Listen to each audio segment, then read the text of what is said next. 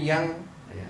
Jadi Islam itu kan kalau kita lihat ketika Islam turun pada baginda Muhammad SAW sama sebelum beliau ya, Islam itu game changing. Islam itu game changing maksudnya apa? Aturan yang sebelumnya ada itu banyak yang dirombak sama Islam. Ya. Kalau sebelumnya masyarakat itu berpegang sama apa? Ya kan sebelum Islam turun pun sudah ada masyarakat apa? Quraisy. Nah, masyarakat Quraisy itu bukan masyarakat simpel yang uga-buga gitu, bukan ya. Itu masyarakat yang punya hierarki, masyarakat yang punya sistem, masyarakat yang punya tata cara mereka menjalankan masyarakat mereka. Nah, tapi kenapa ketika Islam turun, ya, mereka itu sangat takut bahwasanya apa yang mereka sudah nikmati sebelumnya itu akan hilang semua. Karena Islam itu membawa sesuatu yang baru. Ya. Apa? Ya. Kesuksesan itu bisa kita maknai banyak. Tapi kesuksesan yang paling tinggi yang kita nggak boleh lupa itu firman Allah SWT dalam surat Al-Imran, "Faman zuhziha 'anil nar wa udkhilal jannata faqad faz." Barang siapa yang dijauhkan dari api neraka dan dimasukkan ke dalam surga, maka dia telah apa? Faza. Ya. Faza yafuzu fauzan.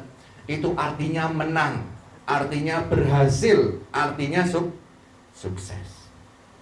Jadi semua orang boleh mendefinisikan suksesnya sendiri. Nah, misalkan orang yang dia ingin membuat orang tuanya bahagia. Orang tuanya sudah bekerja mati-matian menyekolahkan, ya, memberi biaya kuliah, ini itu semua. Saya ingin membahagiakan orang tua saya. Kalau orang tua saya bahagia maka saya sukses, boleh. Ya. Tapi yang jangan sampai kita lupa, kesuksesan kita, apapun itu, kalau nggak dapat sukses yang ini, hakikatnya apa? Gagal. Ya, misal teman-teman nih, misalkan kalau sekarang kita yang dicekoki ke kita tiap hari, definisi sukses itu biasanya paling berkaitan dengan apa? Uang, ya kan? Umur 25 belum punya 1 M, cupu, ya. Belum punya 1 M, ngapain aja bos? Gitu. Loh, salah nggak? Ya nggak salah juga sebenarnya. Anda ngapain aja? Itu pertanyaan yang valid itu ya. Orang-orang pada punya uang banyak, Anda kok nggak punya gitu, dalam tanda kutip. Itu walaupun kita nanti bahas secara takdirnya gitu. Nah, tapi jangan sampai kita cuman menyempitkan makna sukses itu hanya pada itu aja. Kita seakan-akan mengeneralisir orang itu pasti mereka itu kalau misalkan berbuat sesuatu ada motif uangnya. Nggak mungkin orang mau melakukan sesuatu out of goodwill hanya karena kebaikan, nggak, itu salah juga gitu. Karena ajaran kita dalam Islam kita diajarkan bahwasanya kesuksesan tertinggi itu kalau kita lihat kalimat ayatnya ya, dari Ali Imran ayat 185.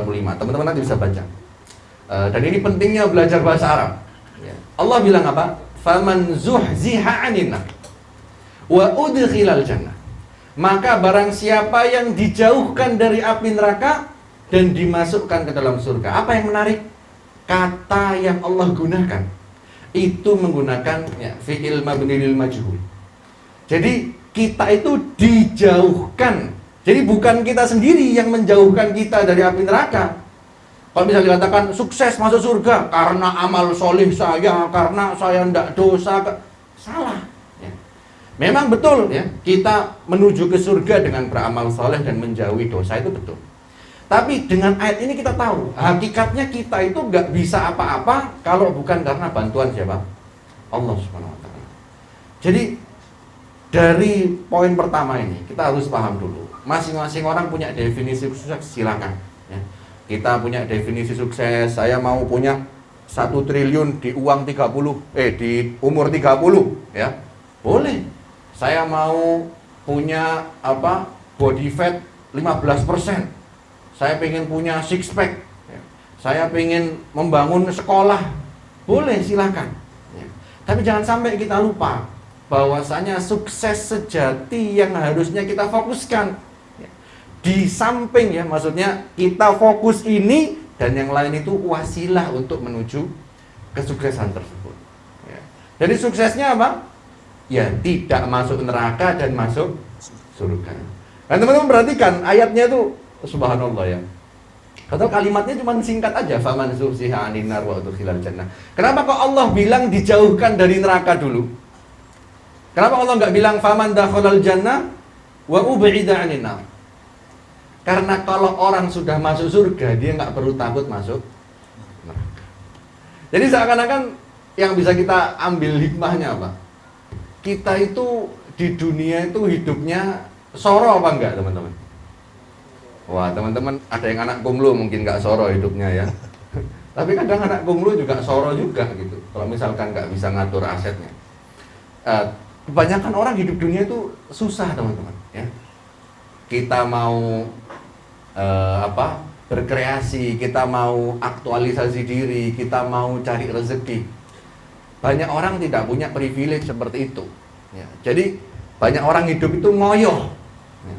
Nah, tapi Allah menjanjikan nanti di akhirat, ya, yang kalian khawatirkan itu, ya, setelah kalian nggak masuk neraka, atau ya kalian masuk di neraka tapi dikeluarkan, ya, karena ada sebagian orang yang seperti itu. Kemudian masuk surga, ya, maka dia telah apa? Sukses, selesai. Makanya kalau misalkan kita ukur kesuksesan itu dengan barometer sekarang, banyak para nabi itu yang tidak sukses. Kita kenal nabi berapa namanya? Berapa? Yang paling terkenal adalah 25 ya, walaupun ada banyak nabi lain ya, Nabi Daniel, Nabi Yusha dan lain sebagainya. Yang kita kenal 25. Sedangkan nabi yang lain kita nggak kenal namanya. Padahal nabi ada berapa? Ya, kalau nabi itu ada ratusan ribu, kalau saya nggak salah ingat ya, puluhan atau ratusan ribu. Sedangkan Rasul itu ada ratusan orang. Kalau barometer kita kesuksesan itu dikenal orang, maka para nabi ini sudah gagal. Atau kita pakai barometer lain ya, kesuksesan itu punya pengikut yang banyak. Nabi pernah bilang dalam sebuah hadis sallallahu alaihi wasallam, ada seorang nabi yang ikut cuman segelintir orang, ada seorang nabi yang ikut cuman satu orang, dan ada seorang nabi yang tidak ada pengikut, teman-teman. Bayangkan ya, nabi kerjaannya apa sih? Oh kan kalau itu sekarang apa? Occupation di LinkedIn ya. Wah, diupdate analyst atau social media specialist ya, atau content creator. Nabi itu jabatannya apa? Dakwah. Lah wong iki nabi jabatannya dakwah, kok nggak ada orang yang ikut dakwahnya? Gagal nggak nabi ini? Enggak. Kata Allah apa? In 'alaika illal balagh. Kamu itu cukup wajib untuk apa? Menyampaikan. Jadi kita kalau ngikut definisi sukses yang banyak tersebar sekarang, gak ono entek. Ya. Walaupun saya nggak bilang, oh ya wis Ustad, kata Ustad sukses kan masuk surga Ustad ya. Ya udah saya tak wis pokoknya sholat 5 waktu ning masjid, mendino ngaji Quran, wis gak usah nyambut gawe, gak usah lapo-lapo. Wah, ya gak kayak gitu ya. Gak seperti itu. Nah, nanti kita akan bahas insyaallah berikut. Masya Allah. Kita buka dengan definisi sukses ya, ikhwan sekalian dan juga akhwat yang disampaikan oleh Ustaz tadi. Sukses yang sejati adalah yang paling utama, yaitu kita dihindarkan dari neraka dan masuk surga. Nah kemudian yang menarik tadi Ustaz, jadi apakah kita ketika meraih sukses yang sejati tersebut, tadi sudah sempat di-spill oleh Ustaz, apakah ya wis tak sholat 5 waktu aja, nggak usah kerja, nggak usah meraih cita-cita, nggak usah menaikkan skill dalam diri untuk menjadi orang yang hebat. Padahal kan seorang muslim harus dituntut untuk bisa menjadi orang hebat, untuk bisa sukses di dunia juga Ustaz. Nah itu gimana Ustaz? Siap ya.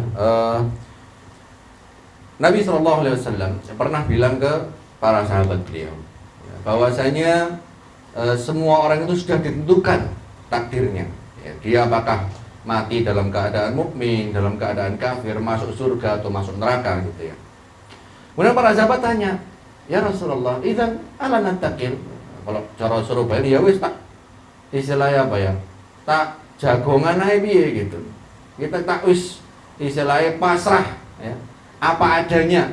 Wis gak usah ngapa-ngapain. Lah wong masuk surga, masuk neraka sudah ditentukan apa? Takdirnya. Kata Nabi apa? Bahkan i'malu. Jadi Nabi ketika bilang semua itu sudah ditakdirkan oleh Allah, Nabi nggak bilang kita kemudian leye-leye. Bahkan Nabi SAW yang sudah dijamin masuk surga saja, ibadahnya seperti apa teman-teman? Sholat malam sampai kakinya luka. Ya, beliau berpuasa, bahkan dalam sebagian disebut siyamud dahr, ya, siyam wisol, yang puasa lanjut puasa, yang beliau melarang sahabatnya seperti itu, ya, karena itu kekhususan beliau. Nah, jadi ketika Nabi mengajarkan semua itu sudah ditakdirkan sama Allah, antitesisnya itu bukan berarti kita leye-leye, bukan. Justru konsekuensi logisnya adalah kita beramal sekuat tenaga. Nabi bilang apa? I'malu fakullun muyassarun lima khuliqalah. Beramallah kalian, kerjalah kalian, ngototlah kalian, karena semua orang akan dimudahkan untuk tujuan dia diciptakan. Nah, kalimat Nabi lima khuliqalahu ini menarik untuk kita dalami. Kenapa? Karena setiap orang itu punya istilahnya apa ya? Callingnya sendiri-sendiri. Kalau zaman apa bahasa kerennya sekarang mungkin apa? Passion. Punya life mission sendiri-sendiri. Ya. Dan saya kurang cocok kalau dikatakan passion itu hal yang disukai. Ya. Karena kalau disukai saja, kalau kita nggak suka berarti kita berhenti. Nah terus masuk aku lagi nggak passion sholat duhur, terus nggak sholat, masuk akal nggak kayak gitu? Ya kocak ya kayak gitu ya. Orang kalau mau jadi content creator, bare minimumnya apa? Tiap hari harus bikin konten minimal itu. Masuk dino iki tak pegel wis gak usah gawe kontennya, gak bakal sukses le. Gak akan bisa. Itu cuman masalah bikin konten. Apalagi ibadah. Oh ibadah kok ngenteni seneng, bukan kayak gitu konsepnya. Jadi passion itu apa? Sesuatu yang kita lihat value-nya dan kita kerjakan walaupun kita tidak suka. Itu yang namanya kemerdekaan itu. Anda punya kemerdekaan, kebebasan dari rasa malas Anda. Punya kebebasan dari kemageran Anda. Punya kebebasan dari saya kerjakan cuman kalau enak. Orang punya kebebasan, saya tahu ini bagus, saya tahu ini baik, walaupun saya males, walaupun saya nggak suka, I do it anyway gitu. Nah terus Nabi bilang, fakullun muyassarun lima khuliqalahu. Setiap orang dimudahkan untuk tujuan dia diciptakan. Itu ada sinyal apa? Setiap orang punya jalan hidup yang berbeda-beda. Oke lah, kita tahu dalam hadis Nabi bersabda, man salaka tariqan yaltamisu fihi ilman sahalallahu lahu bihi tariqan ilal jannah. Barang siapa yang menempuh jalan untuk menuntut ilmu agama, Allah akan mudahkan jalannya untuk menuju surga. Ustadz, berarti cara masuk surga paling enak jadi ustadz ya, jadi pendakwah, jadi ahli ilmu agama saja. Loh jangan keliru ya. 3 golongan yang pertama kali tusa'aru bihimun nar, kata Nabi. 3 golongan yang pertama kali ya, neraka itu digodok untuk mereka. Salah satunya siapa? Ya, seorang alim ya, qori Quran, hafal Quran, ngajinya bagus ya. Dia ditanya, apa yang kamu lakukan dengan itu? Dia bilang, ta'allamtu fikal ilma wa qara'tu fikal Quran. Aku belajar ilmu agama untukmu ya Allah. Aku ngaji Al-Quran, aku baca Al-Quran untuk mendapatkan ridhamu ya Allah. Ya. Terus dibalas apa? Kadzabt. Ya. Engkau berdusta, bohong. Ya. Innama ta'allamtal ilma liyuqala alim. Kamu belajar ilmu hanya untuk dibilang alim. Kamu ngaji Quran cuman supaya dibilang apa? Qori. Ya. Kemudian apa? Dilemparkan ke dalam api neraka. Bayangkan teman-teman ya, orang yang amalannya itu Masya Allah ya, hafal Quran ini itu, tapi malah pertama kali dilemparkan ke neraka. Dan 2 golongan yang lain juga nggak kaleng-kaleng ya. Yang satunya itu seorang yang jihad di jalan Allah, tapi tidak ikhlas. Yang satunya lagi orang yang berinfak di jalan Allah tapi tidak ikhlas.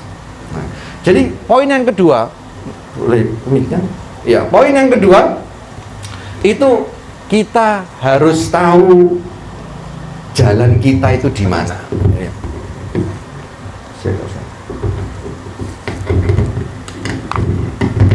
Afwan ya. Kita harus tahu teman-teman, jalan kita itu di mana. Ada orang yang bakatnya jadi ahli Quran, maksimalkan. Jangan cuma hafal Quran aja, ambil riwayat semuanya, Hafs, Asim, riwayat yang lain lanjut. Habis itu belajar qiraat, ada Syatibiyah, ada Thayyibah, ada Durrah. Kalau kita bakatnya jadi ahli fikih, belajar fikih, belajar ilmu hukum. Kalau bakatnya jadi ahli teknologi, jadi ahli teknologi. Kalau bakatnya jadi pebisnis, jadi pebisnis. Bakatnya jadi public speaker, motivator, jadi motivator, gak apa-apa. Ya. Jangan terus kayak mendiskreditkan, ya. Karena semua itu pasti ada baiknya harusnya. Ya, kalau digunakan dengan baik.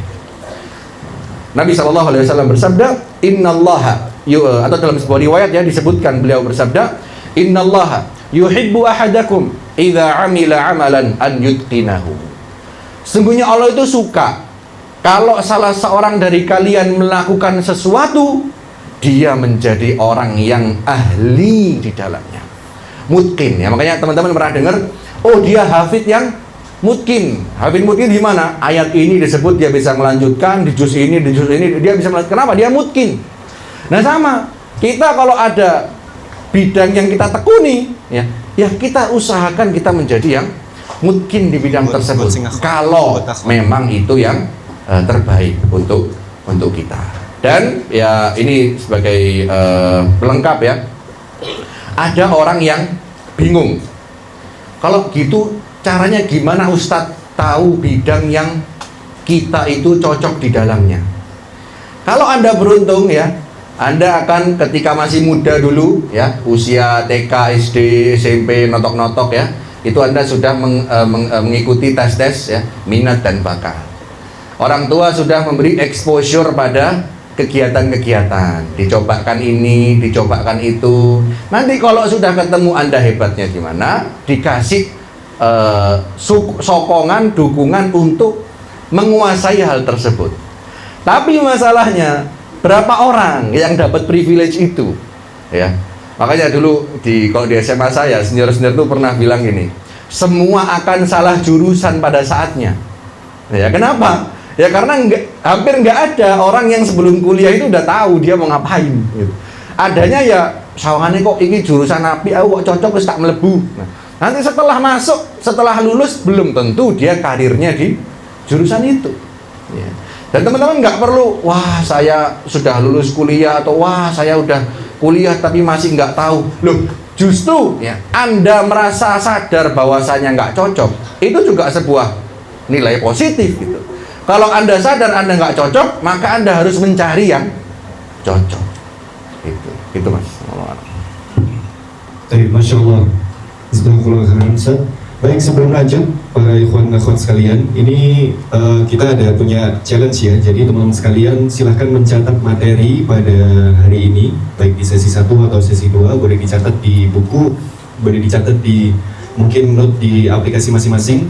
Nanti bisa di screenshot atau bisa di foto, kemudian nanti bisa di upload di stories masing-masing ya, teks Surabaya Mengaji. Nanti catatan yang terbagus, catatan yang terbaik, catatan yang terlengkap, nanti insya Allah akan dihubungi teman-teman panitia untuk mendapatkan hadiah ya. Jadi ini supaya biar kita bisa menyemangati teman-teman bisa mencatat apa yang disampaikan pada materi pada pagi hari ini. Baik, mungkin sebelum lanjut ada yang mau sharing ikhwan dari apa yang sudah setengah perjalanan disampaikan oleh Ustadz, boleh? Dari ikhwan maupun akhwat, boleh kalau mau sharing silakan jika ada. Dari yang akhwat kalau mau sharing dari setengah perjalanan atau materi yang disampaikan oleh Ustadz, boleh angkat tangan, nanti dikasih mic. Baik, jika belum ada kita lanjut dulu ya Ustadz, kita lanjut dulu Ustadz. Jadi tadi sudah antum sampaikan bahwasanya definisi sukses ya kan Ustadz ya, kemudian baik itu di akhirat maupun di dunia. Nah ini ketika seorang pemuda ya yang hadir di sini kemudian tergerak hatinya untuk ingin meraih kesuksesan. Nah, ini kira-kira langkah pertama yang harus ditempuh atau first step yang harus dipijak ini seperti apa, Ustaz? Apakah harus memperbaiki diri terlebih dahulu atau harus mengambil sebuah ilmu yang tertentu atau bagaimana, Ustaz? Ya, cara mendapatkan kesuksesan. Sebenarnya kalau kita mau frankly speaking ya, apakah kalau kita melaksanakan cara-cara untuk mendapatkan kesuksesan itu kita pasti sukses? Belum tentu, Ustaz. Ya belum tentu. Jadi teman-teman harus ingat, in the end of the day, ya kita semua ini hamba yang miskin. Ya. Makanya Allah bilang apa? Wallahul ghaniyyu wa antumul fuqara. Ya. Dan Allah lah yang maha kaya. Dan kalian ini semuanya apa? Fakir. Dan kalau kita maknai dengan makna bahasanya, ghani itu artinya itu nggak butuh ya. Dan Allah lah yang dialah satu-satunya yang tidak butuh pada apapun, pada siapapun. Dan kalian semua itu bergantung sama Allah Subhanahu wa ta'ala. Jadi teman-teman harus sadar, tidak ada jaminan sukses in the first place, teman-teman. Nggak ada, saya mau maju hanya kalau saya 100% sukses. Saya baru mau investasi kalau saya akan 100% untung. Namanya riba itu, teman-teman ya. Kalau teman-teman dalam dunia investasi ya, itu kita itu ada namanya risk to reward ratio. Jadi antara resiko dan hasilnya itu perbandingannya seperti apa? Kalau teman-teman mau yang paling aman, ya, instrumen apa yang paling aman? Saya tahu teman-teman. Emas, ya nggak bisa dibilang aman juga ya. Tapi dia sebagai hedging ya. Emas itu fungsinya itu hedging, jaga nilai. Cuman tahun ini aja performance-nya emas itu bahkan sampai mengalahkan Bitcoin ya, karena 100% emas, hebat itu, anomali ya. Tapi biasanya nggak kayak gitu. Biasanya nggak kayak gitu. Nah, secara makro itu mengkhawatirkan sebenarnya. Nah, tapi oke, emas boleh lah ya. Atau yang produk keuangan yang bukan barang ya. Deposito, teman-teman. Nggak usah hukum kalau saya ya lebih cenderung ikut DSN MUI. Selama DSN MUI sudah mengatakan depositonya halal, ya maka saya ikut pendapat beliau-beliau. Nah, katakanlah deposito ya. Teman-teman tahu nggak? Saya mau pakai bahasa bunga nanti haram lagi ini ya. Returnnya deposito itu berapa? Per annum ya. Per annum itu sekitar yang dijaga sama LPS itu 4%, teman-teman. Nah, 4% belum dikurangi sama pajak. Pajaknya berapa? 20%. Ya. Nah, pajak 20% berarti 4% kurangi 20% sisa berapa? Sisa berapa? Ini pinter-pinter matematika ya. 3, sekian ya, 3,2. Bayangkan kalau kita taruh uang 100 juta, berarti 1 tahun cuma dapat,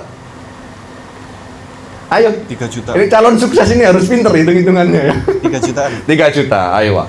3 jutaan. Nah, banyak nggak itu? Kita taruh 100 juta, cuma dapat 3 juta. Banyak nggak? Enggak, ya. Memang nggak banyak dalam tanda kutip ya. Saya bukan mendiskreditkan value, enggak. Tapi kita bilang relatif to, ya. 100 menghasilkan 3%. Itu nggak banyak. Tapi apa yang kita beli dengan deposito yang rate-nya kecil, kita membeli apa? Security, teman-teman. Keamanan. Karena dalam tanda kutip ya, nilai deposito nggak mungkin berkurang dari 100 ke 99. Gitu. Itu kasarannya itu ya. Nanti rinciannya banyak gitu. Nah, kalau misalkan kita mau, nggak mau Ustadz, saya mau yang 100 juta ditaruh, besok jadi 200 juta, ada nggak? Ada apa enggak? King Zeus ya, ada ya. Nah, untuk bilangin balik ya. Atau 100 malah jadi 0 ya. Tapi bisa 100%, tapi resikonya juga bisa hilang 100%. Ya. Jadi dalam hidup, teman-teman ya, dan ini berlaku untuk semua hal, dalam karir, dalam investasi, dalam kehidupan ibadah kita juga ya. Makanya ulama itu bikin kaidah apa? Al-hunmu bil hurmi ya. Gain itu pasti diikuti oleh risk ya. kemungkinan kita untung pasti diikuti oleh resiko yang sepadan. Makanya Islam itu mengharamkan riba. Kenapa? Karena riba itu resikonya minim tapi ada untungnya. Islam nggak mau kayak gitu. Islam mau ente mau untung juga siap buntung. Gitu. Nah, sekarang apa cara mendapatkan kesuksesan? Setelah teman-teman paham ya, there is no guarantee that you will succeed, teman-teman. Nggak ada jaminan teman-teman akan sukses anyway gitu loh. Terus pola pikirnya gimana dong? Teman-teman pola pikirnya gimana? Kalau nggak ada jaminan sukses, maka apa? Kelanjutannya apa? Ya sudah, nggak usah berusaha buat sukses, toh nggak pasti sukses juga. Apakah seperti itu? Ya tidak. Tidak ada jaminan untuk sukses, but I do it anyway.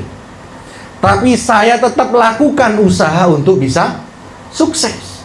Kenapa? Ya karena Nabi nyuruh begitu. Ya. Nabi bilang apa? Ihris ala ma yanfa'uk wasta'in billah wala ta'jiz. Kalau cara Surabaya nih, ngototlah ya. Ihris itu bukan cuman ya jam 8 kerja, jam 5 mulai tenggo, bukan gitu ya. Saya nggak nyuruh panjenengan lembur tiap hari juga, enggak ya. Tapi yang namanya ihris itu dia punya sense of apa? Kesadaran gitu.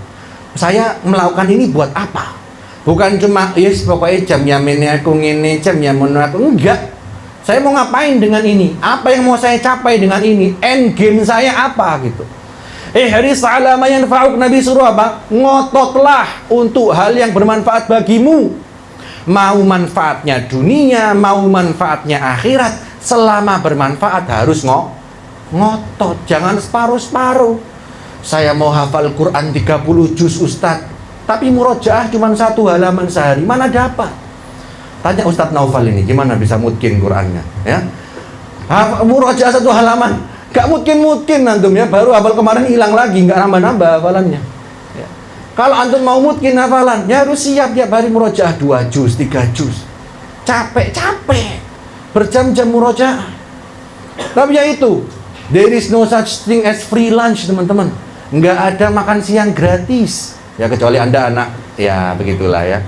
Nah, pasti ada anomali gitu, tapi kita nggak bahas anomali ya, kita bahas kita aja, rakyat jelata ya.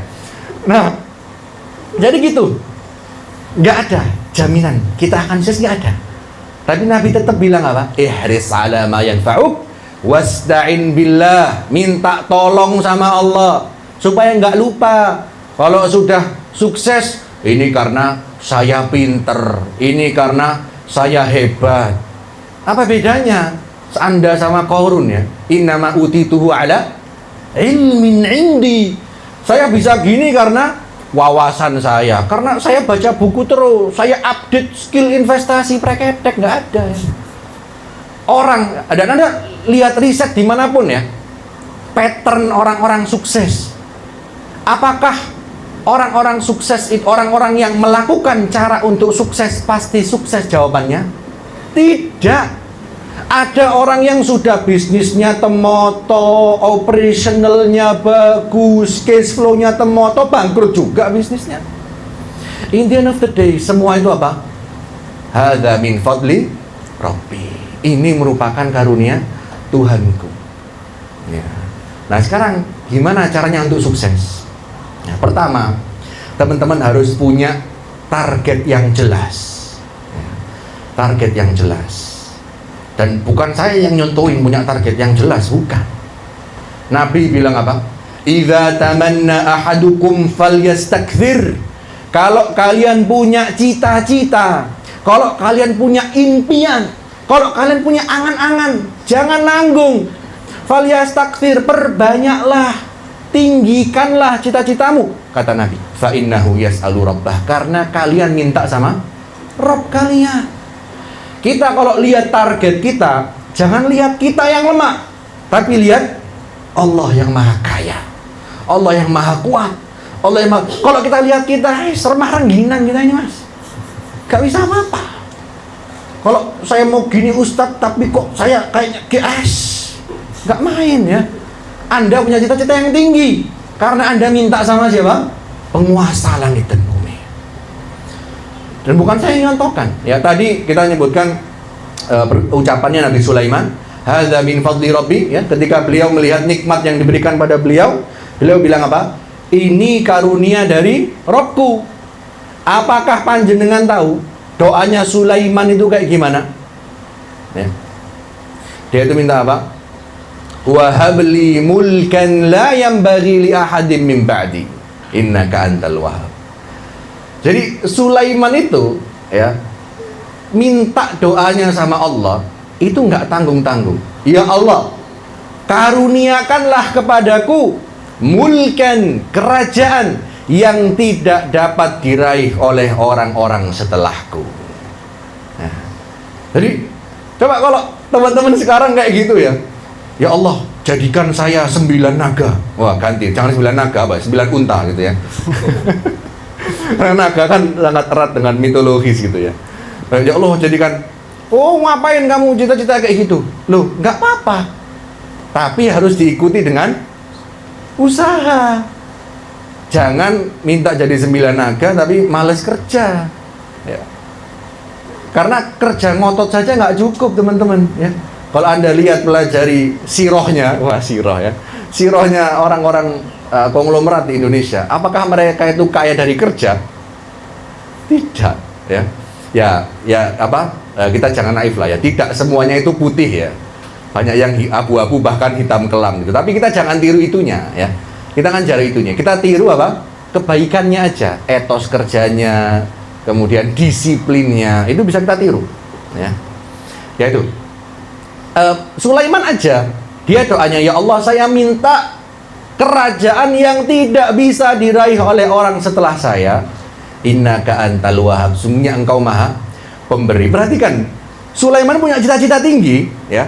Tapi dia mulai dengan kata minta, ya Allah paringi hamba. Jadi Sulaiman punya visi. Saya punya visi ini, saya punya, pengen 2000 berapa Indonesia emas itu? 2045 Indonesia emas ya. Dia minta sama Allah, ya Allah paringi hamba. Dan di akhir ya Pak, engkau maha pemberi. Jadi dia ya ngakoni ya, aku gak iso apa-apa anjene ya apa gitu ya. Tapi saya minta sama yang menguasai langit dan bumi dan saya berusaha untuk mencapai hal tersebut. Nah, jadi yang pertama, Anda harus punya target yang jelas, teman-teman. Kalau orang ditanya, pengen nggak punya uang 10 miliar gitu? Pengen nggak teman-teman? Nggak pengen ya, saya aja yang pengen kalau gitu ya. Ya, pengen. Tapi ditanya, gimana cara dapatnya? Walaupun saya nggak memungkiri ya, ada orang-orang yang diberikan sesuatu yang mereka tidak minta, ya. Diberikan sesuatu yang mereka tidak tahu cara dapatnya. Wa yarzuqhu min haitsu la yahtasib. Ya, tapi yang saya pahami, min kamalit tawakkul, termasuk kesempurnaan penyandaran diri kita kepada Allah, kita itu berusaha ngotot ya, memaksimalkan semua yang kita bisa. Nah, lalu yang kedua, teman-teman kalau sudah tentukan target ya, dan target ini kadang tricky teman-teman ya. Makanya ada target jangka panjang, ada target jangka menengah, ada target jangka pendek. Nanti bisa ditanyakan ke Coach Dodi juga ya. Terus kadang kita kalau set target itu harus realistis ya. Nggak bisa misalkan saya pengen kayak Sulaiman Ustadz, boleh aja. Tapi kita lihat dulu Sulaiman anaknya siapa ya. Anaknya siapa Sulaiman? Daud guys. Gak terima presiden Daud ya. Nabi Raja alaihissalam ya. Jadi Nabi Sulaiman lahir juga sudah punya apa? Privilege ya. Jadi harus realistis. Nabi Sulaiman doa ya cocok lah ya, pantes gitu loh. Nah, jadi kita harus realistis teman-teman. Nah, terus yang berikutnya, kalau kita tentukan target ya, kita harus istiqomah dalam mencapai target tersebut ya. Dalam Islam itu kita diajarkan ahabbul a'mali ilallah adwamuha wa in qalla. Amal yang paling Allah cintai itu yang paling apa? Konsisten. Yang paling rutin walaupun cuman sedikit. Tapi yang harus teman-teman sadari, ada perbedaan melakukan amalan secara konsisten dengan pokoknya melaku ya. Bedanya apa? Pokoknya melaku itu, kita kayak orang sholat yang sampai lupa apa yang kita omongkan. Karena sudah terlalu sering melakukan. Ya. Makanya Nabi SAW mengajarkan kita variasi bacaan sholat. Ya, kata para ulama di antara hikmahnya, supaya kita selalu menghayati apa yang kita baca. Sedangkan melakukan konsisten itu apa? Kita melakukan tiap hari, dan setiap hari itu kita melakukan apa? Evaluasi. Teman-teman kalau di dunia startup, dunia bisnis ya, masalah product management, pasti semua tahu ada yang namanya iterasi, teman-teman. Ya, biasanya kita mau launching produk harus ada MVP-nya aja, minimum viable product ya, bisa kita jual, yang bisa kita tawarkan ke market gitu. Yang penting ada dulu, yang penting bisa dipakai konsumen dulu. Setelah kita jual, kita cari apa? Feedbacknya, evaluasinya apa. Sama teman-teman juga, bikin konten, katakanlah tiap hari satu konten, ya tapi jangan bikin toh ya. Tiap hari bikin, tiap hari juga ada evaluasi, peningkatan. Sama teman-teman, saya mau ngaji aja Ustadz, hafalan Quran ya, saya mau hafal sekian ayat sehari, nggak apa-apa ya, tapi harus ya, minta koreksi ke guru ya, setoran ke muhafid yang bagus ya. Jadi jangan cuma asal melaku, tapi sambil jalan kita juga berusaha untuk meningkatkan kualitas iterasi kita. Lalu yang ketiga, kalau mau sukses ya, teman-teman harus banyak muhasabah, teman-teman. Kata Umar radhiyallahu anhu, hasibu anfusakum qabla an tuhasabu. Kalau terjemahan bebasnya ya, reviewlah diri kalian sebelum kalian direview. Makanya kalau bahasa Arab, akuntansi, bahasa Arab itu muhasabah, teman-teman. Jadi kalau kita di sini buat bahan ceramah, di Arab itu buat apa? Buat bisnis ya, akuntansi publik gitu, muhasabah ammah gitu. Nah, kenapa? Karena literally ya, kita nanti di akhirat akan di audit ya. Kamu hari ini jam segini begini, kamu hari ini jam segitu begitu, ya seperti itu.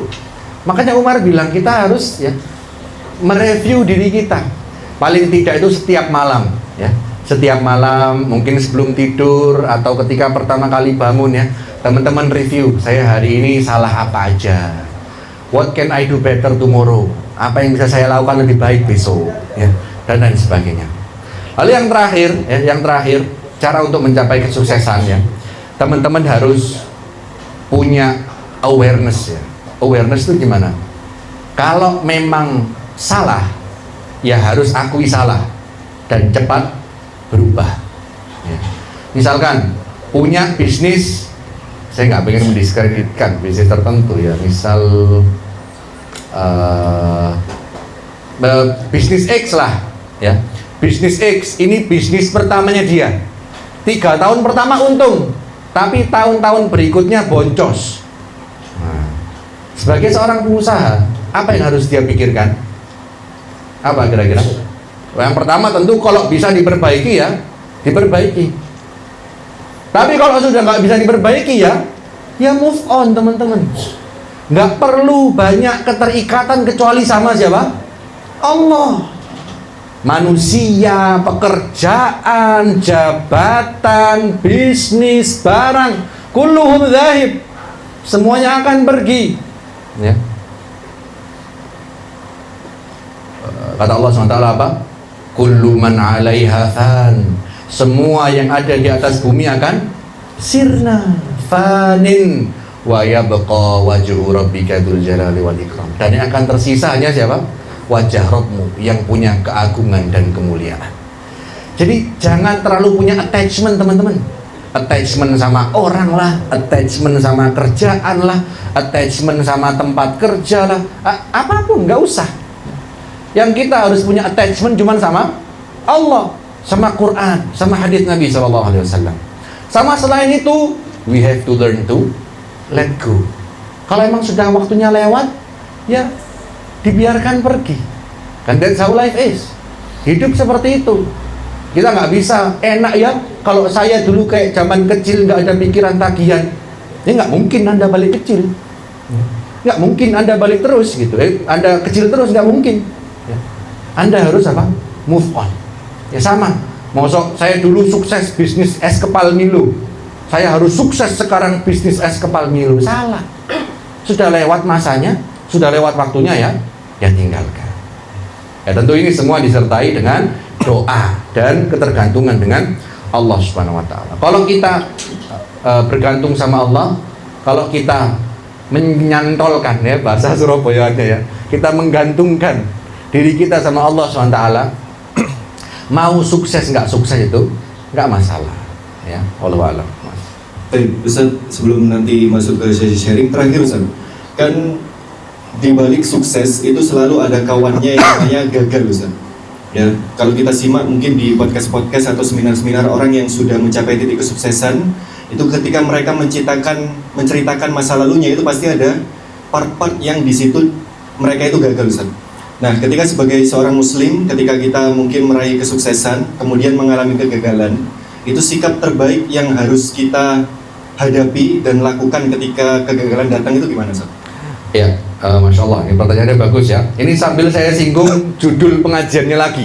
Wah, ini di roasting terus judulnya. Kan judulnya apa? Sukses sejati dan jalan indah untuk meraihnya. Saya mau kritik, jalannya tidak indah sukses itu ya. Jalan untuk menuju kesuksesan, a path to greatness ya. Jalan untuk menuju kemuliaan itu selalu berat, panjang dan sendirian, teman-teman. Ya. Dan ini berlaku untuk bidang apapun. Anda kira Nabi Muhammad SAW hidupnya enak? Enak apa enggak? Enak apa enggak hidupnya Nabi? Gak enak, teman-teman. Anda aja paling gak mau jadi hidup kayak Nabi. Ya. Bayangkan 3 bulan cuman dahar apa? Air. Dan kurmanya air sama kurma. Jangan bayangkan kurmanya kayak yang di apa di sini biasanya toko yang terkenal itu. Iya. Jangan bayangkan kurmanya ginu-ginu montok gitu ya, manis. Bukan. Kurma garing elek buahan loh ya. Pak teman-teman yang di Saudi mungkin pernah tahu ya, kurma-kurma reject gitu ya. Garing, banyak kutunya. Makanya ada riwayat apa? Nabi ngambil kurma dan buangi kutu, teman-teman. Kutu kurma api itu. Kurma elek. Ya. Itu Kanjeng Nabi Muhammad SAW. Ya. Dan itu bukan cuma nasib beliau. Kata Nabi apa? Asyadun nasi balaan al-anbiya. Manusia yang paling berat ujiannya siapa? Para nabi. Tsummal amthal fal amthal. Kemudian yang mendekati derajat nabi dan yang mendekati mereka. Padahal kalau logika manusia ya. Kita kalau sayang sama orang, kita pengen hidupnya dia enak apa nggak enak? Logikanya gimana? Pengen hidupnya enak, itu terbukti fakta dan nggak perlu survei, wis itu depan mata kelihatan. Orang tuanya punya jabatan, orang tuanya punya kekayaan, menyiapkan untuk anaknya karena dia sayang. Lah kok para nabi yang paling disayang sama Allah uripe soro, teman-teman. Itu the math is not mathing ya katanya anak-anak sekarang ya. Tapi ya itulah yang harus kita pahami dari pola pikir Islam itu harusnya kita paham. Bahwasanya kehidupan hakiki itu kehidupan apa? Innal aisha haisyul akhirah. Kehidupan hakiki itu kehidupan akhirat. Jadi para nabi gak enak urip ning dunya itu biasa, yang penting enak hidup di akhirat. Ya tapi tentu ya tidak semua, maksudnya para nabi hidupnya sengsara seterusnya, enggak juga ya. Tadi kita juga tahu nabi siapa? Nabi Sulaiman. Masalah harta enggak kurang-kurang. Tapi ujian kan enggak cuma tentang harta. Kalau para nabi ya, itu hidupnya enak. Kalau deket sama Allah itu pasti semuanya lancar. Di surat Al-Anbiya kita enggak baca kisahnya nabi-nabi itu. Ada kisah nabi yang awalnya ya, uangnya banyak, anaknya banyak, keturunannya badannya apa? Sehat. Tapi Allah uji dengan apa? Sakit yang gak sembuh-sembuh. Sampai kata para ulama, nabi ini sakit semua tubuhnya kecuali 2 bagian. Apa kira-kira? Lidah sama hati. Kok bisa? Karena itu yang digunakan untuk berzikir. Bayangkan, semua tubuhnya sakit kecuali lisan dan hati. Kok teman-teman yang sakit kayak gitu, kira-kira teman-teman gimana? Nggak cuman sakit, hartanya ludes, habis semua. Anaknya meninggal dunia semua, teman-teman. Kita itu ya, mungkin kalau teman-teman belum punya anak ya, saya sebagai orang tua ya, membayangkan harus, naudzubillah gitu ya, melihat anak meninggal di depan mata itu nggak bisa bayangkan, teman-teman. Apalagi seorang nabi ini anaknya banyak, meninggal semua ya. Jadi entek ya, bimakna kalimah ya, habis. Tapi apa yang diucapkan sama nabi ini ya, anni masaniyad durru wa anta arhamur rahimin. Wah, itu subhanallah, itu level saya nggak bisa mendeskripsikan ya. Bayangkan diuji, badannya sakit gak waras-waras 7 tahun lebih, bahkan kata para ulama, uangnya habis, keluarganya mati semua. Yang keluar dari lisan beliau apa? Ya Allah, hamba merasakan hal yang berat, dan engkaulah yang maha penyayang dari para penyayang. Diuji kayak gitu masih bilang apa? Engkau yang paling sayang sama. Terus gak bisa, itu gak bisa dilogika kayak gitu itu ya. Jadi teman-teman jangan apa ya, jangan saya baru mau maju kalau sukses. Gak bisa, teman-teman. Namanya dunia itu tempatnya apa? Ujian. Allah juga bilang, wa nabluukum bisyarri wal khairi fitnah wa ilaina turja'un. Dan kami uji kalian dengan kebaikan dan keburukan. Jadi pola pikirnya gimana? Kita sukses itu ujian, enggak sukses juga ujian. Nabi SAW menyebutkan ajaban li amril mu'min, sungguh menakjubkan perkara seorang mukmin. Kok bisa? Inna amrahu kullahu khair. Semua hal yang berkaitan dengan orang mukmin itu pasti ujungnya baik. In asabathu sarra'u syakara fakana khairallah. Kalau dia dapat hal yang enak, dia ngapain? Bersyukur. Makanya karena syukurnya itu, berarti kan fakana khairallah, jadi baik itu kalau dia bersyukur. Seakan-akan yang bikin hal baik itu baik adalah rasa syukur, bukan hal baiknya, bukan. Wa in asabathu dharra'u sabara, kalau dia dapat yang gak enak dia sabar, fakana khairal lahu, maka itu adalah hal yang baik baginya.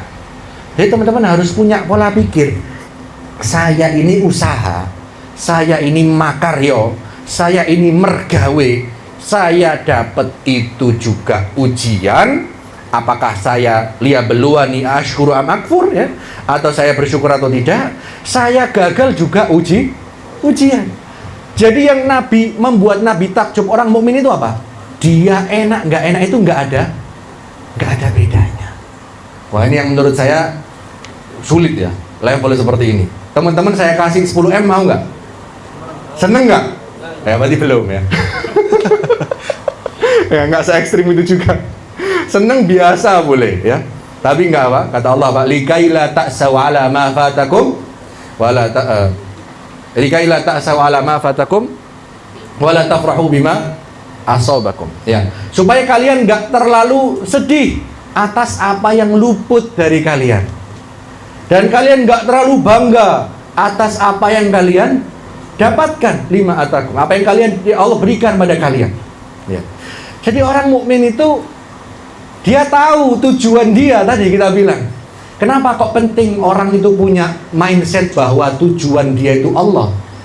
Karena tidak ada yang menjamin dia akan mencapai tujuan dia selain Allah. Semua boleh pergi, semua boleh nggak dapat, tapi nggak boleh kita luput dari Allah Subhanahu Wa Taala. Dan kita tutup ya, ini sebelum diskusi. Nabi SAW ketika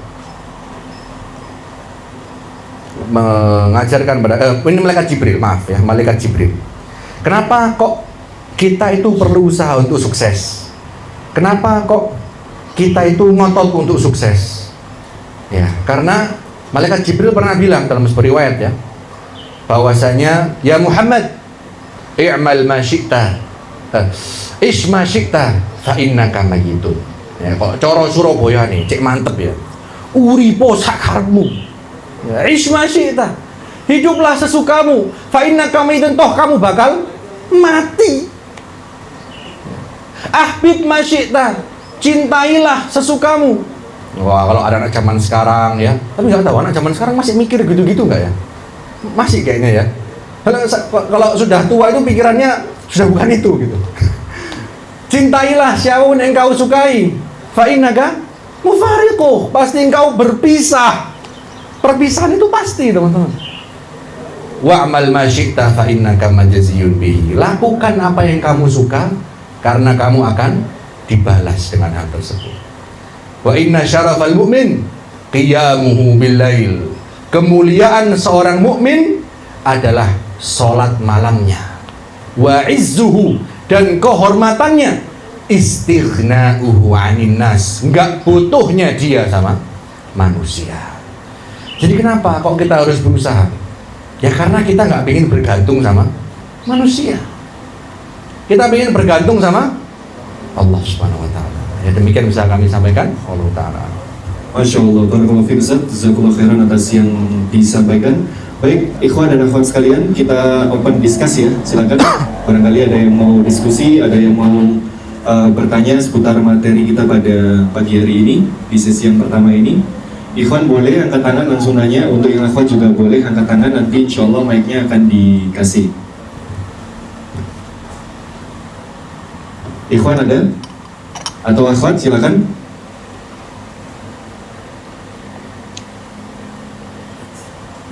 Baik, jika belum ada, mungkin Ustadz yang ngasih pertanyaan Ustadz. Jadi kita sudah siapkan hadiah.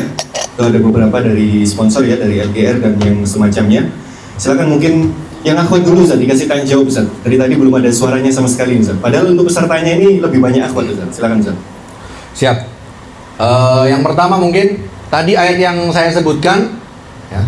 Mungkin jadi dua pertanyaan boleh? Boleh. Dua pertanyaan. Yang pertama, bunyi ayatnya ya. Yang kedua, di surat apa? Silakan akhwat yang bisa menjawab angkat tangan. Dapat hadiah, dapat tumbler insyaallah.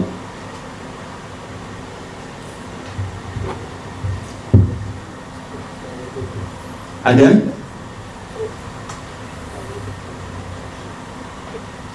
Atau akhwatnya sudah pulang semua ini? Ada ya akhwat ya? Ada yang berkenan jawab? Atau dikasih bocoran sedikit awal ayatnya Ustaz? Ya, awalnya faman zuhziha. Nah itu tinggal ngelanjutin. Angkat tangan dulu, nanti insya Allah dioper mic-nya. Tapi jika belum ada mungkin yang ikhwan, ada yang berkenan jawab? Ada akhwat menjawab?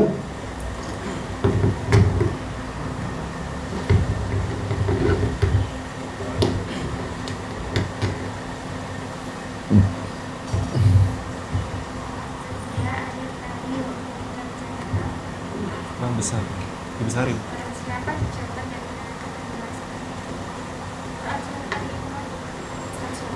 Iya, langsung dijawab dua-duanya ya. Betul ya, Ustaz, Masya ya. Allah. Baik. Tamam. Barakallahu fiik. Nah. Barakallahu fiik. Baik, pertanyaan untuk yang ikhwan Ustaz, silakan Ustaz. Pertanyaan untuk yang ikhwan. Tadi hadis yang terakhir kita sebut ya. Malaikat Jibril berpesan 3 hal sebelum beliau bilang kemuliaan seorang mukmin itu sholat malam dan kehormatannya itu tidak butuh pada manusia. Apa 3 pesan tersebut apa? Silakan ikhwan. Terakhir barusan tadi disampaikan ya Ustaz ya? Iya. Di akhir tadi, boleh? Iya, barusan. Ada?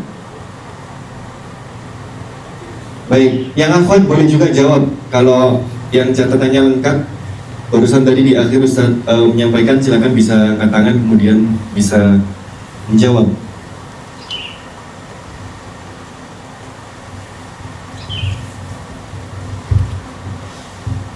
Ada akhwat?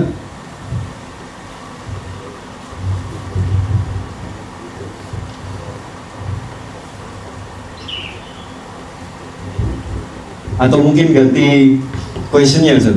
Ganti question ya. Nah, Ustaz.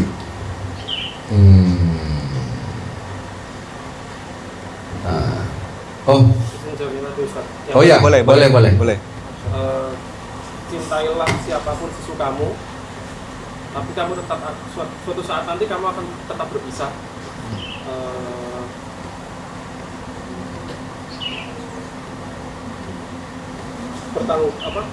berbuatlah sesukamu, namun nanti suatu saat akan dipertanggungjawabkan. Dan kemuliaan seorang muslim terletak pada sholat malamnya, serta kehormatan seorang muslim tidak butuhnya ia terhadap manusia. Ya, bagus, tetap kasih hadiah tapi kurang satu kayaknya. Boleh nambah. Boleh, nonton. Bismillahirrahmanirrahim. Banyak kali. Jelas kamu punya taurat Nabi. Iya.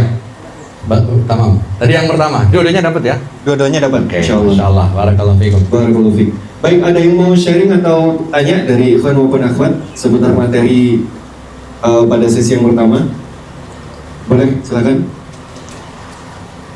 Sebelumnya izin bertanya Ustaz. Jadi ketika kita memiliki sesuatu yang ingin kita capai, namun ketika sesuatu tersebut kita capai itu kita kayak merasakan hampa gitu Ustaz. Jadi walaupun kita menyukurinya ya tetap kayak rasanya biasa saja, dan ketika kita kehilangan pun kita kayak merasakan ya sudahlah. Jadi kayak merasakan susah atau senang pun itu seperti hampa gitu Ustaz. Itu gimana Ustaz? Iya. Bismillah, alhamdulillah. Pertanyaannya bagus ya. Jadi ada beda antara tidak merasakan apa-apa dengan bertambahnya iman. Jadi mungkin sekarang teman-teman banyak dengar stoik ya. Kita hidup sebagai orang yang stoik gitu. Atau Islam itu mengajarkan stoik, menjadi kita orang yang stoicism gitu. Tapi ada istilahnya principle different gitu. Ada core different antara being stoic dengan being muslim. Kita orang stoic itu ya itu biasa aja, nggak masalah. Ya udah, enak ya udah, nggak enak ya udah, gitu, kayak ya wis. Tapi kalau Islam itu nggak kayak gitu, dan itu udah dijelaskan sama hadis Nabi yang tadi kan. Nabi nggak bilang orang muslim kalau dapat enak biasa aja, kalau dapat nggak enak biasa aja, kan Nabi nggak bilang gitu kan. Nabi bilang apa? Kalau dapat enak dia ngapain? Syukur. Dia bukan hambar loh, enggak. Dia alhamdulillah. Ya Allah, matur nuwun, mungkin kalau bahasa kita ya. Ya Allah, terima kasih hamba sudah diberikan karunia ini, dan feeling grateful itu berbeda dengan hambar ya. Sama sebaliknya juga ya. Kita bukan ada keluarga meninggal terus ya biasa aja, saya kan nggak butuh sama dia, nggak gitu ya. Kita juga merasa sedih, tapi kita juga sabar gitu. Jadi kalau kita merasa dapat dan nggak dapat itu cuman hampa saja, berarti ada yang masih perlu kita koreksi. Karena core of the core, wah, intinya inti, ahlinya ahli, ya bukan gitu. Karena intinya Islam itu apa? Ketergantungan kita sama Allah. Jadi Islam itu nggak ngajarkan kayak motivator-motivator. Ulangi bersama saya bisa, saya bisa, enggak. Ya. Makanya tadi saya bilang apa? Kalau punya target, jangan lihat kita, lihat Allah. Ya kita mungkin bukan siapa-siapa, rumah rengginang ya, tapi Allah Subhanahu Wa Taala penguasa langit dan bumi gitu loh. Jadi Islam itu mengajarkan bahwa fokus kita bukan kita. Fokus kita siapa? Allah. Jadi kita dapat enak, kita ingat Allah. Kita dapat nggak enak, kita juga ingat Allah. Dan itu yang membedakan kita sama ajaran-ajaran lain yang ya pokoknya tenang, pokoknya keep composure-nya seperti gimana, enggak. Islam itu recognize bahwasanya manusia punya perasaan, manusia bisa senang bisa sedih. Bahkan Nabi Muhammad SAW ya, ketika paman beliau Hamzah meninggal, beliau sedih. Ketika anak beliau Ibrahim meninggal, beliau menangis, nggak cuma sedih. Ya. Tapi beliau bilang apa? Innal uyuna la tadma', ya, sungguhnya air mata ini bercucuran, hati ini sedih, tapi kami tidak berkata, tidak mengatakan kecuali yang diridhoi oleh Allah. Itu. Jadi kita kalau misalkan secara Islam ya, ketika kita dapat karunia, itu kita harusnya bersyukur. Ketika kita dapat yang nggak enak, kita harus memunculkan kesadaran untuk bersabar. Itu dari point of view yang pertama. Lalu yang kedua, kalau yang maksud saya bukan gitu Ustaz, tapi ya saya kok nggak kerasa aja gitu, gimana? Nah, maka jawabannya adalah ketika kita tidak bisa merasakan apa-apa terkait sesuatu, berarti kita belum mendapatkan meaning di balik sesuatu itu. Karena kalau kita lihat hidup di dunia ini kan yes ngono-ngono wae. Sawang sinawang, munggah mudun ya. Orang kaya tetap ada, yang tidak kaya tetap ada, penguasa dolim juga kok bisa ya, awet gitu. Terus yang didolimi juga masih ada. Tapi yang membedakan apa? Value yang kita taruh di balik apa yang terjadi. Karena kalau cuma kita lihat paper value aja, face value aja, everything itu just as is gitu, cuman gitu aja. Tapi kita sebagai seorang muslim yang menjadikan bahwa di balik sesuatu ini ada nilainya. Oh, saya naik jabatan apa? Ya berarti saya diberikan wewenang, amanah untuk melaksanakan hal ini. Berarti gaji saya naik, Allah ingin saya menjadi wasilah ya untuk rezeki orang-orang yang membutuhkan gitu. Jadi kalau memang tidak kerasa apa-apa, ya kitalah yang harus memberikan makna di balik hal tersebut. Ya Mas ya? Allah a'lam. Baik, satu lagi mungkin dari pertanyaan teman-teman sekalian. Oh, akhwat ada yang dua yang ngacung, boleh dikasih mic.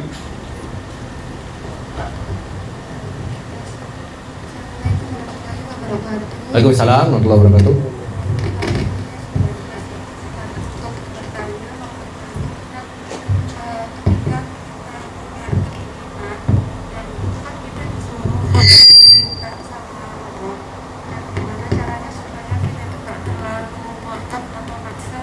Pokoknya harus yang itu gitu Ustaz. Jadi kita takut buat pokoknya harus yang itu gitu. Jadi gimana supaya tidak terlalu pengen banget tapi ingin gitu Ustaz. Ya, Insya Allah.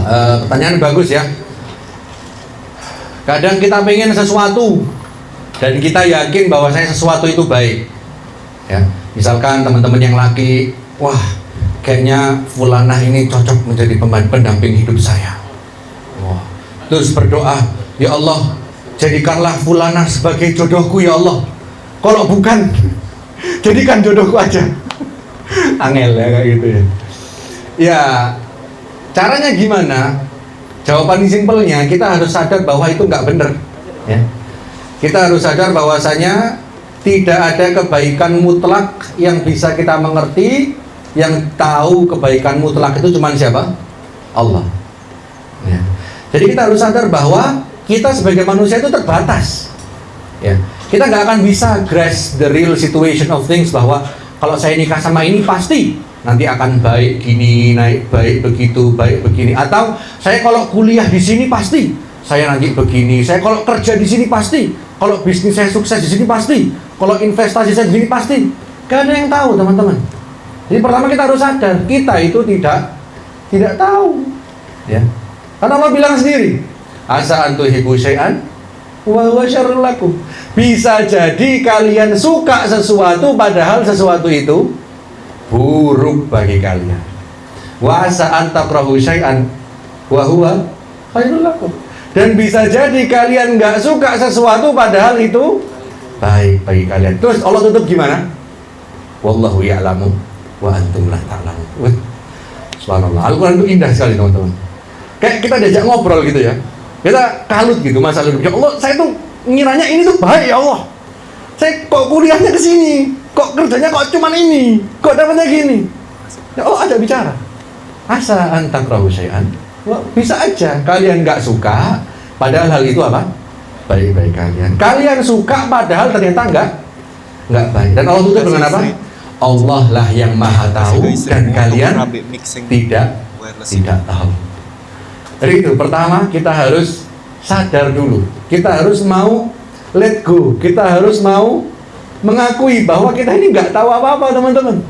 Ikhtiar harus, musyawarah sama orang yang kompeten harus. Tapi in the end of the day nggak ada orang yang bisa memastikan bahwa kalau begini pasti untung, kalau begini pak nggak ada.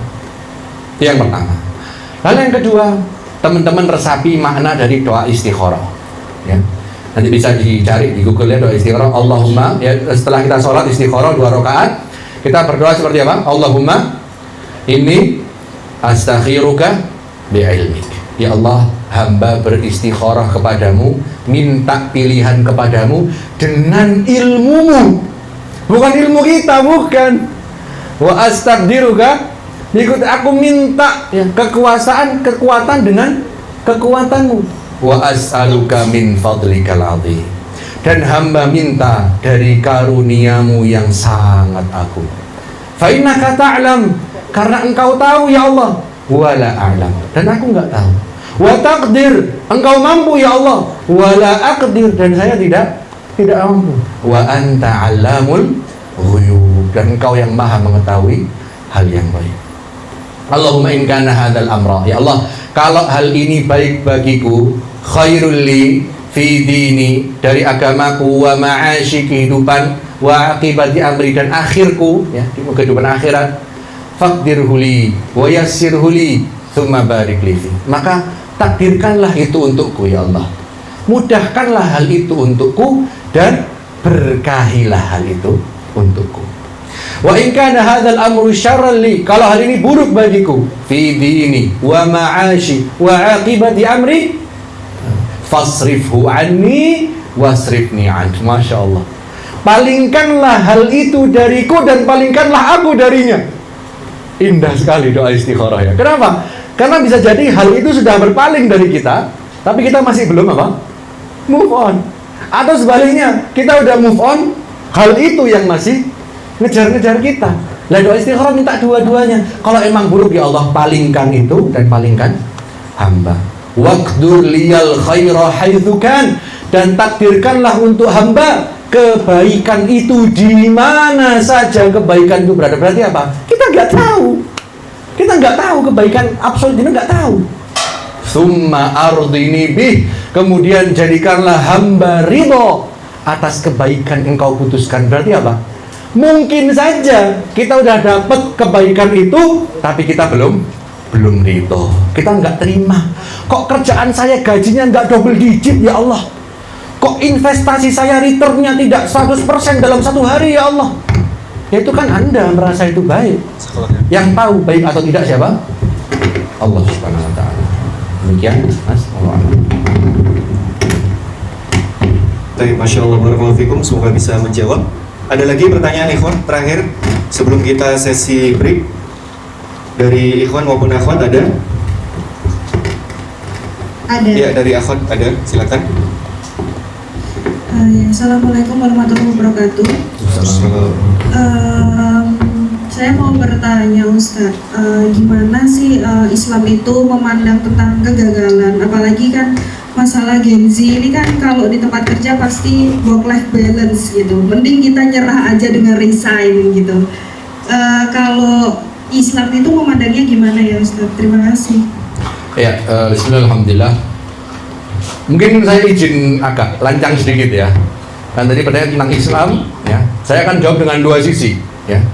Islam mengajarkannya bagaimana, playing aside general value, dan my take on the issue, cara saya approach issue tersebut ya. Yang pertama, kalau Islam memandangnya ya, kita beriman bahwa semua orang itu sudah ditentukan rezekinya. Sebagaimana hadis yang malaikat diutus yursalu ilaihi malak bikat birizqihi. Ya, di antara yang ditulis adalah rezekinya. Jadi kita itu harus beriman bahwa rezeki itu sudah ditentukan sama Allah Subhanahu wa taala. Dan ya, kita usaha sengotot apa tidak akan bisa merubah rezeki tersebut. Nah, itu satu. Tapi yang kedua, kita harus yakin bahwa Allah Ta'ala itu adil, teman-teman. Allah Ta'ala tidak akan mendolimi hambanya sedikit pun. Jadi kita bekerja, kita ngotot, itu tidak akan sia-sia. Karena in the end of the day, ya, selama itu adalah usaha yang baik, kita akan dibalas oleh siapa? Allah Subhanahu wa Ta'ala. Nah, lalu bagaimana? Ya. Gampangannya, ya. Kalau kita yakin, misalkan kita terus-terusan di sini tidak menjadi pintu rezeki untuk kita, dan kita yakin bahwasanya rezeki itu dari Allah, bukan dari tempat kerja, maka ya saya berani bilang, kalau nggak cocok value Anda dengan value perusahaan, keluar saja. Ya. Tapi teman-teman harus perhatikan, ya. Apakah kalau keluar kerjaan pasti dapat gantinya, Ustadz? Jawabannya apa? Ya belum tentu lah. Siapa saya ya? Ya kalau misalkan saya sehebat itu ya belasan juta lapangan kerja sudah saya adakan gitu. Ini sudah jurang ini namanya. Nah, ya, jadi pertama itu, Mbak ya, kalau kita itu harus yakin bahwasanya ya yang ngasih rezeki itu Allah. Jangan kita menyempitkan bahwasanya rezeki itu cuma dari tempat kerja kita. Yang pertama. Jadi ini jawaban general. Kalau Anda yakin Anda bisa survive tanpa kerja ya silakan. Maksudnya tanpa kerja di institusi tertentu silakan. Ya. Dan ya banyak orang yang sukses seperti itu. Oke, ini jawaban secara value ya, general value. Tapi yang kedua, jawaban realistis saya sebagai orang yang mungkin agak sedikit lebih tua dari teman-teman ya. The hard fact is, ya, faktanya there is no such thing as work-life balance. Nggak ada yang namanya work-life balance, nggak ada. Karena ya kita perlu tahu dulu work-life balance yang dipahami oleh kebanyakan orang itu seperti apa sih? Nyantai doang, dapat uang. Ada istilahnya passive income. Siap. Ya, sungkem dulu King. Ya. Passive income, betul. Ya. Loh, apakah berarti nggak bisa, Ustaz? Nah, ini kita perlu tahu dulu ya, teman-teman. Di dunia dan akhirat itu ada currency yang sama. Atau, bukan currency yang sama. Ada perspektif yang sama. Bahwa sesuatu itu dinilai berdasarkan apa? Value, teman-teman. Nah, jadi ini pelan-pelan ya. Kita jangan cuma lihat saya kerja dapat uang, jangan. Ya. Kita jangan lihat pokoknya saya berdiri dapat pahala, bukan gitu. Ya. Tapi dua-duanya di dunia dan akhirat itu ada sesuatu yang dianggap valuable. Karena dia dianggap valuable, maka dia diganjar dengan imbalan yang sesuai. Contoh dunianya, ya, seorang spesialis bedah saraf, ya, yang beliau konsultan, ya, yang juga menjadi rujukan banyak operasi-operasi berat. Kalau dia kerjanya di rumah sakit besar di Jakarta, gajinya banyak nggak? Hampir miliaran. Saya bocorkan teman-teman ya. Karena itu bukan pekerjaan gampang, bukan seperti ngatur parkir ya. Jadi wajar gajinya besar. Tapi kalau beliau kerja di pedalaman, nggak ada alatnya, nggak ada ruang operasi steril, nggak ada pasien yang willing untuk bayar sebesar itu, bisa dapat uang banyak nggak? Nggak bisa. Sama untuk akhirat juga, teman-teman. Ya makanya, ya ini apa ya, poetik kalau saya boleh bilang ya, kayak puitis sekali gitu. Di dunia orang golong komen, ya wong duwe, apa ganteng ayu. Di dunia, di akhirat apa? It doesn't matter at all, teman-teman. Sama, makanya orang kafir ketika Allah ceritakan mereka kafir sama para nabi, mereka bilangnya apa? Wa qalu nahnu aktsaru amwalan wa aulada wa ma nahnu bimu'adzabin. Loh, kami ini loh lebih sogeh dari para nabi, lebih banyak keturunannya. Kalau keturunan banyak berarti apa? Manpower, teman-teman, kekuatan. Dan kami tidak akan disiksa.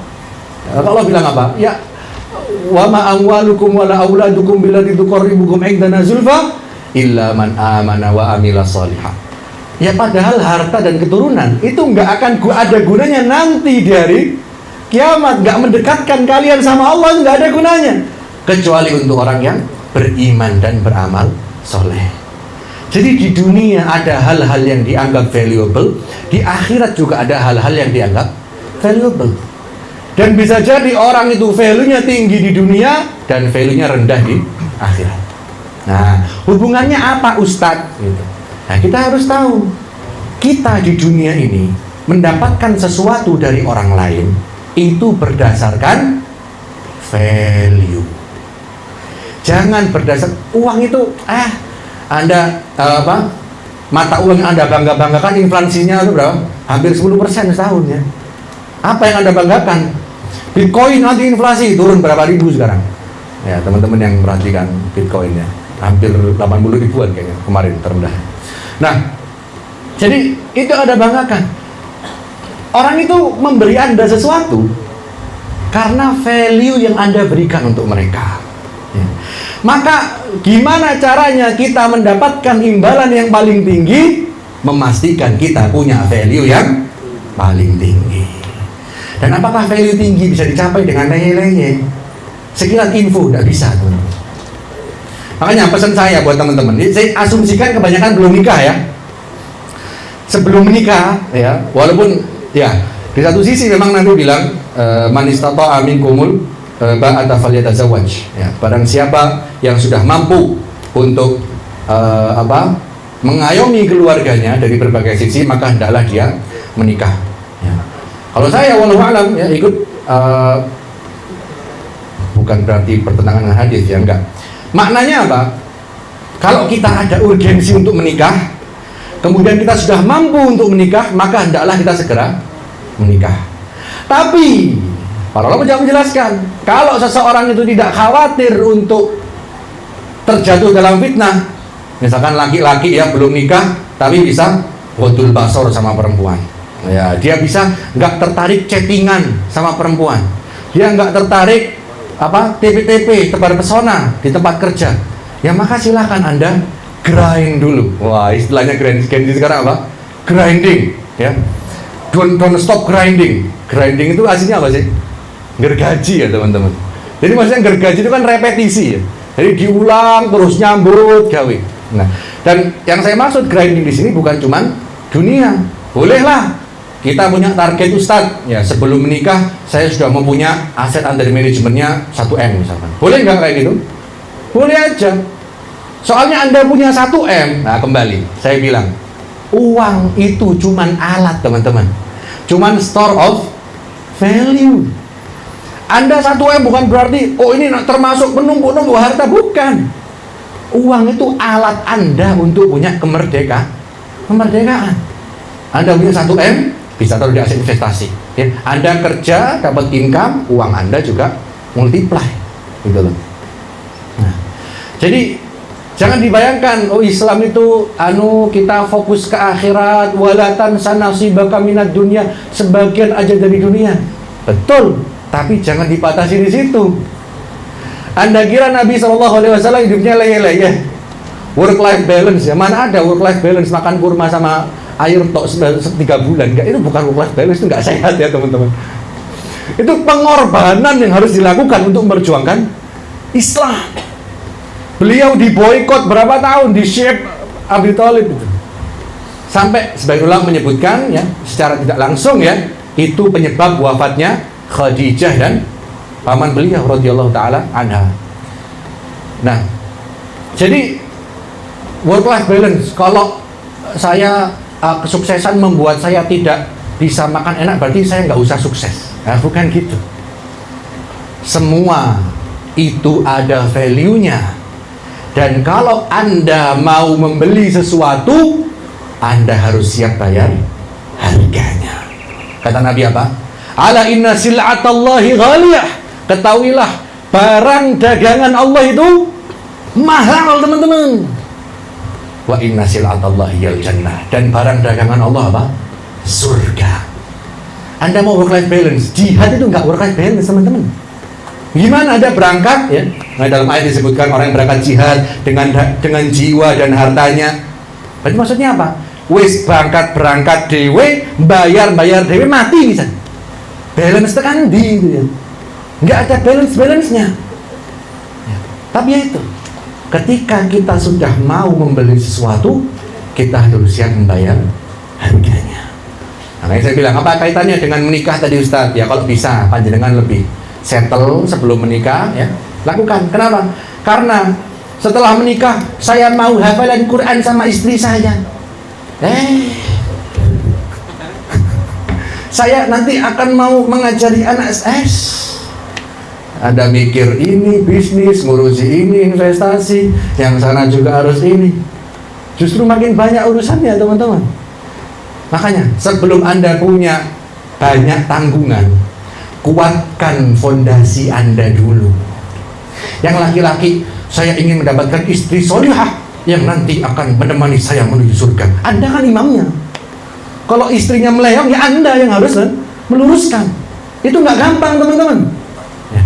Sama juga perempuan, aku ingin mendapatkan imam yang akan membimbingku. Anda namanya ngerepoti itu. Ya. Sebelum menikah, ini banyak sarkasnya teman-teman. Tolong jangan dimasukkan hati ya. Sebelum menikah, ya, Anda harus selesai sebagai seorang laki-laki dan selesai sebagai seorang perempuan. Jangan Anda kira menikah itu menyelesaikan semua. Menikah itu nambah masalah teman-teman. Spoiler alert ini ya. Sudah menikah nih beliau, tahu gak saya? Aduh. La ilaha illallah Muhammadur Rasulullah. Ya, dan tetap ya, saya bukan berarti terlanjur Ustaz kandung. Ya nggak apa-apa. Ya. Kan nggak ada orang yang hidupnya apa? Ideal. Dan kita juga nggak dituntut untuk ideal. Itu subhanallah, itu sayangnya Allah sama kita. Ya. Kata Nabi dalam sebuah hadis, ittaqillaha haitsu ma kunta wa adbi sayyi'atal hasanata tamuha. Bertakwalah kepada Allah dalam keadaan apapun dan ikutilah keburukan dengan kebaikan, maka kebaikan itu akan menghapuskan apa yang tersirat apa? Pasti kita melakukan keburukan. Allah itu sayang sama kita. Jadi Nabi itu kan nggak perlu Nabi ngomong kalau kalian nggak perlu, karena pasti kalian melakukan keburukan. Gitu ya, Mbak. Jadi ringkasannya setelah ketahuan ya. Yang pertama tadi, ya, kita harus teguh pada value kita, bahwasanya rezeki dari Allah, dan kalau memang kita yakin kita bisa, jangan takut ya. Tapi yang kedua, kita harus tahu there is no such thing as free lunch. Nggak ada makan siang. Oh, ada makan bergizi gratis ya, sekarang salah saya. Ya, tidak ada makan siang gratis teman-teman ya. Jadi kalau kita mau beli, kita harus siap bayar harga ya. Dan itu ini bukan berarti Ustaz, berarti kita sudah punya anak nggak usah diurusi, istri nggak usah bukan gitu ya. Tapi kita harus sudah punya sistem gimana supaya saya nggak harus kerja lembur, pulang jam 2 malam, 2 pagi tiap hari. Ya gimana caranya? Ada caranya Ustaz, nanti ikut kelas saya. Kuyangnya ya Allah. Baik Ustaz, Masya Allah, ini ingin sekali untuk dilanjut namun waktu belum mengizinkan Ustaz. Jadi Alhamdulillah untuk sesi yang pertama ini berakhir. Ikhwas sekalian, kami ucapkan sekali lagi jazakallah khairan kepada Ustadz Ian atas materi-materi yang disampaikan. Insya Allah kita break terlebih dahulu ya, 5 menit, nanti bisa ambil snack dan juga kopi buat teman-teman ikhwan dan juga teman-teman akhwat di area masing-masing. Nanti insya Allah kita akan lanjutkan sesi 2 bersama Coach Dodi. Demikian mungkin yang bisa disampaikan untuk sesi yang pertama. Kita cukupkan dulu. Sallallahu alaihi wasallam. Alhamdulillahirabbil alamin.